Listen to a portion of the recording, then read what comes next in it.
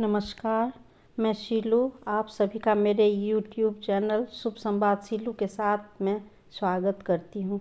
मैं बहुत दिनों से सोच रही थी कि कुछ नया आप लोगों के समक्ष लाऊं। इस भाग दौड़ की ज़िंदगी में लोग पेपर तो पढ़ते हैं, लेकिन मूल रूप से जो पेपर रहता है वो लोग समय अभाव में नहीं पढ़ पाते हैं। तो मेरा उद्देश्य यही है कि हम जन जन तक यह अनमोल बातें पहुँचे और वे उन्हें अपने दैनिक जीवन में उतारें।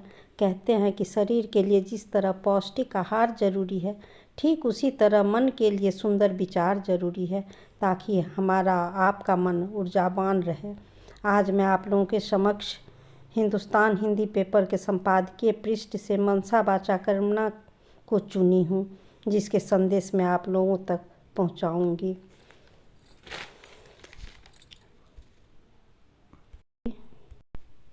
आज मैं प्रशांत अग्निहोत्री द्वारा लिखी गई मनसा वाचा कर्मणा शीर्षक से ले रही हूँ। सबसे बड़ा साक्षी। अंतःकरण हमारा सबसे बड़ा साक्षी है। हम जो हैं, हमारी जो सोच है, हमारे जो कर्म हैं, उनका सबसे बड़ा निर्णायक कर्ता हमारा अंतःकरण ही होता है। सुप्रसिद्ध विचारक वायरन मानते थे कि मनुष्य का अंतःकरण ईश्वर की वाणी है। वस्तुतः आत्मा परमात्मा का अंश है, अतः अंतःकरण को आत्मा की वाणी भी कह सकते हैं।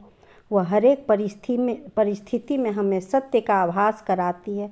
जब भी हम कुछ गलत कर रहे होते हैं, हमारा अंतःकरण धीरे से बोलता है, यह अनुचित है।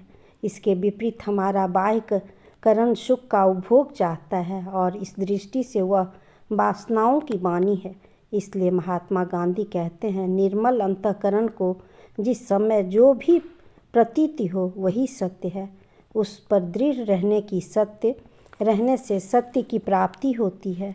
सत्य की प्राप्ति के लिए निर्मल अंतःकरण आवश्यक है। जैसे शीशे में अपना चेहरा तभी स्पष्ट दिखता है जब शीशा साफ व स्थिर हो, इसी प्रकार शुद्ध अंतःकरण में ही हमें आत्मा का सम्यक दर्शन होते हैं। वास्तव में हर एक प्राणी आत्मचेतन है, उसमें परमात्मा का प्रकाश विद्यमान है, पर निर्मल अंतःकरण के अभाव में यह दैवीय प्रकाश बाहर की तरफ पूर्णतः प्रकट नहीं हो पाता।